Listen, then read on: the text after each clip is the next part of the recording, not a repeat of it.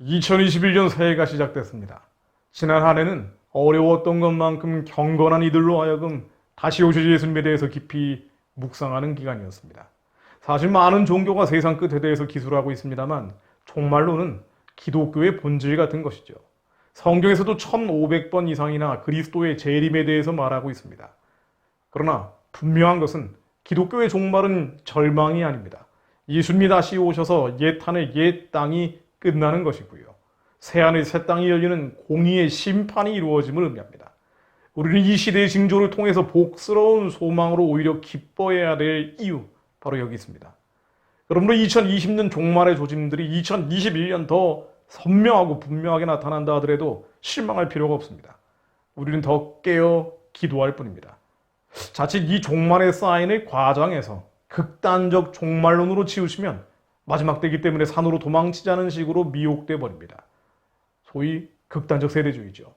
또 너무 큰 실망감에 정치적 종말론으로 내달릴 수도 있습니다. 옛 하늘 옛 땅을 인간의 힘으로 새롭게 하기 위해 버둥거리는 것이죠. 영적 각성 이전에 정치개혁 같은 허망한 노력에 다툼과 분쟁과 분열을 일으킬 수도 있습니다. 우리는 그날의 그때를 모릅니다. 그렇기에 깨어서 시대를 정확하게 분별해야 합니다. 주님이 맡기신 선하고 기쁘고 온전하신 뜻을 이루기 위해 더욱 마음과 뜻을 다해야 합니다. 그렇습니다. 2020년은 분명 성경에 기록된 종말의 조짐이 선명하고 분명하게 나타났던 한 해입니다. 누가복음 21장 11절은 처처에 큰 지진과 기근과 온욕이 있겠고 또 무서운 일과 하늘로서 큰 징조들이 있으리라고 나옵니다. 실제로 온욕, 즉 전염병인 코로나19의 세계적인 확산과 함께 곳곳에서 기상이변과 이로 인한 유례없는 자연재해들이 이어졌죠. 성경에 나오는 지진의 빈도수와 위력도 강력해졌던 한 해입니다. 미국 캘리포니아에서는 규모 4 이상의 지진이 빈발했었는데요. 대규모 강진이 있을 것이라는 과학자들의 예측은 계속되고 있습니다.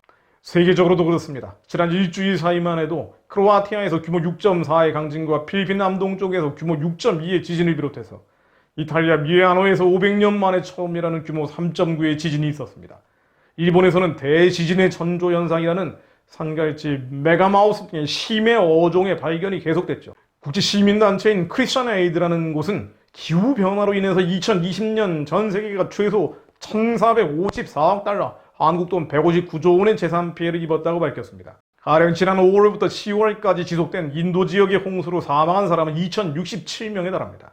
5월부터 11월까지 30여 차례 남북미 대륙에 불어닥친 허리케인은 410억 달러, 약 45조 원의 재산 피해와 400명 이상의 사망자를 냈습니다.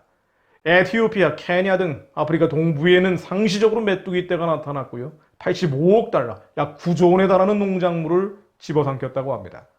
호주의 산불은 2019년 9월에 시작돼서 지난 2월에야 진화됐는데요. 이로 인해서 1,800만 헥타르 면적의 숲이 불에 타버렸습니다.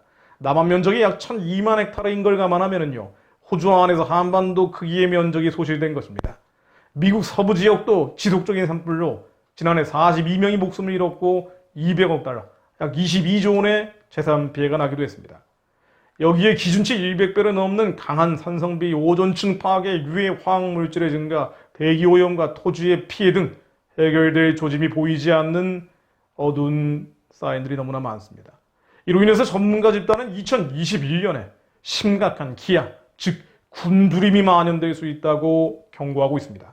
실제로 세계식량기구 등은 코로나에 이어서 기아 팬데믹, 기후 팬데믹이 올 수 있다고 밝힌 바 있죠.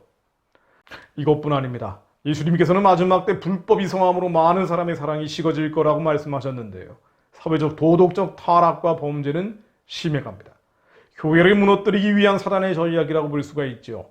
동성애 창궐과 낙태의 만연화, 마약의 범람은 악을 선하다 하고 선을 악하다 하는 가치 전도 현상이 곳곳에 번져가는 사인들입니다.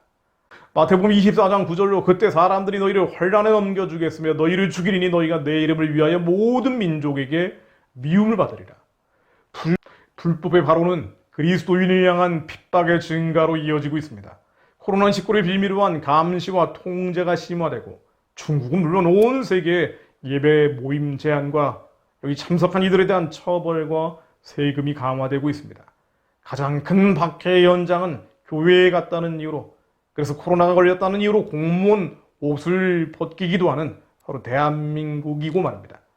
마태복음 24장 6절은 난리와 난리 소문을 듣겠으나 너희는 삼가 두려워 말라. 이런 일이 있어야 하되 끝은 아니냐.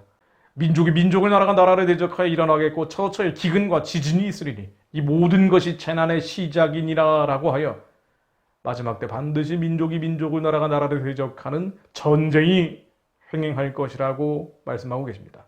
전쟁은 어제 오늘 일이 아닙니다만 뭔가 큰 전쟁이 터질 것 같은 예감은 짙어갑니다. 지난달 15일 영국 가디언지는 아르메니아 국적의 민간인들이 아제르바이잔 군복을 입은 사람들로부터 참수당하는 동영상이 온라인상에 퍼지고 있다고 전했습니다. 아제르바이잔, 아르메니아, 우리와는 별 상관없는 나라 같습니다만은 사실은 마지막 때의 구체적인 사인을 알려주는 지역이기도 하죠. 이 아제르바이잔, 아르메니아는 모두 구소련 지역입니다. 아제르바이잔은 이슬람, 아르메니아는 기독교로 서로 갈등이 심한 곳이죠. 근데 아제르바이잔에서 나고르노, 카라바흐라는 지역이 분리 독립을 선언하고 이 지역을 아르메니아가 지원하고 또 여기 러시아까지 끼어들면서 상황은 더 복잡해진 것입니다. 현재는 말 그대로 일촉즉발 상태인데요. 자칫 유럽에서 이슬람과 기독교의 확전 가능성도 점쳐진다는 것입니다. 세계의 화약고라고 불리는 중동 지역은 어떻습니까? 트럼프 정부가 평화협상의 실질적인 진전을 이루어왔지만 지난 31일 AFP 통신 보도처럼 미국에 의한 솔레이마니 전 이란 혁명수비대 사령관의 살해 일주기를 앞두고 이란과 미국 간의 군사적인 긴장이 고조되고 있다고 합니다. 자리프라고 하는 이란 외무장관은 같은 날 트럼프 대통령이 전쟁을 위한 구실을 조작하고 있다고 강력 비난했습니다.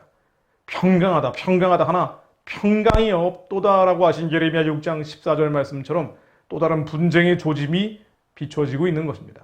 이런 흐름이 성경에 나오는 곡과 마곡, 이 러시아를 가리킨다고 하는데요. 이 곡과 마곡을 부추긴 전쟁과 이 분쟁의 해결, 즉 평화를 앞세우는 전 지구적 통합으로 곧장 이어질지는 알 수가 없습니다. 그러나 같은 시기 코로나 팬데믹 상황에서 바이러스에 대한 과장된 선동으로 경제 붕괴가 초래됐고요. 미국 홍콩을 비롯해서 세계적인 소요 사태가 커졌던 것이 2020년입니다. 불법과 무질서, 적그리스도의 영이 발악하기 시작한 것이죠.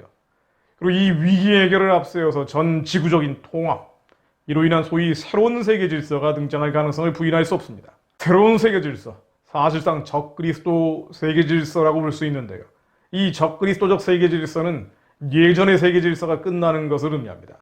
이것은 중국 공산당의 적그리스도 세계 질서가 로마 바티칸이나 아랍과 연결돼서 1대1로라는 중국적 가치를 통해 확장되는 것일 수도 있고요. 기독교적 가치로 세계를 관리해왔던 청교도 정신에 입각한 미국의 쇠퇴를 뜻하는 것일 수도 있습니다. 아니나 다를까 구세대 질서의 상징이라고 볼 수 있는 미국은 지난해 BLM 같은 자해적 선동이 판을 쳐왔죠.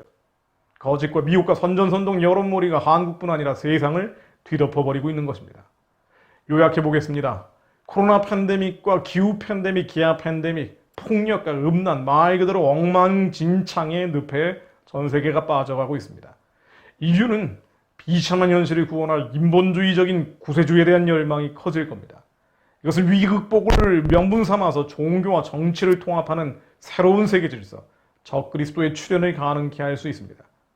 마태복음 24장 4절, 5절로 너희가 사람의 미혹을 받지 않도록 주의하라. 많은 사람이 내 이름으로 와서 이르되 나는 그리스도라 하여 많은 사람을 미혹해 하리라. 세계는 2020년에 암담한 현실이 해결될 수 있기를 모두 소망하고 있습니다. 그러나 당분간 시련이 이어질 수도 있습니다.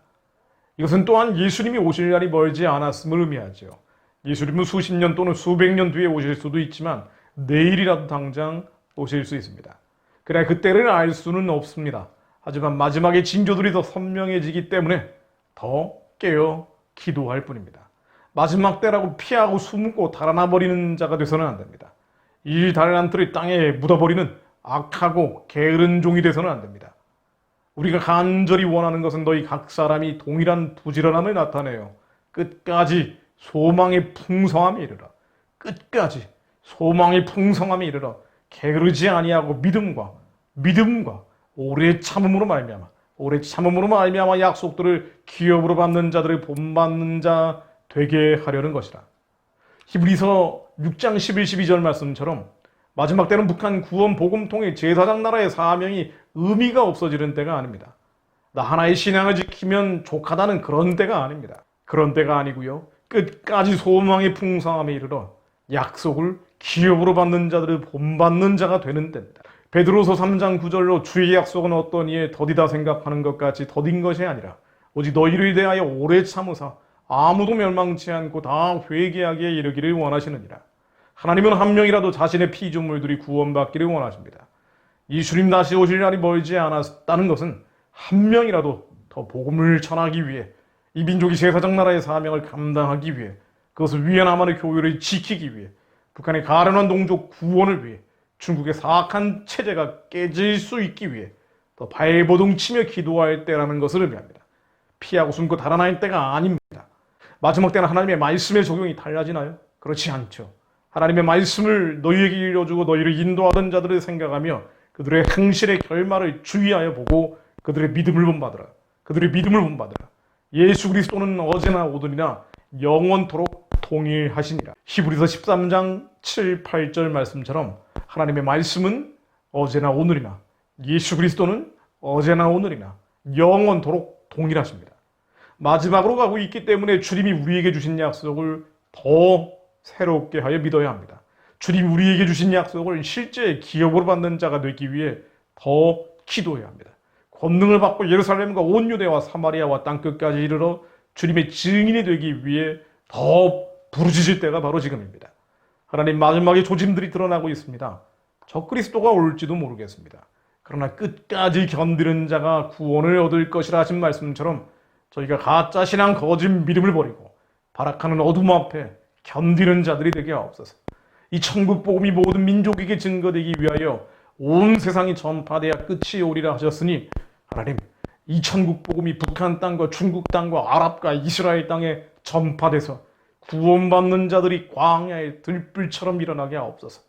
하나님 그것을 위해 전하는 자들이 되게 하옵소서. 2021년 저희들이 전도자의 사명을 감당할 수 있도록 저희로 더 부르짖게 하옵소서. 주님의 약속이 한반도 위에 열방 가운데 이루어질 것을 믿습니다. 예수 그리스도 이름으로 기도했습니다. 아멘.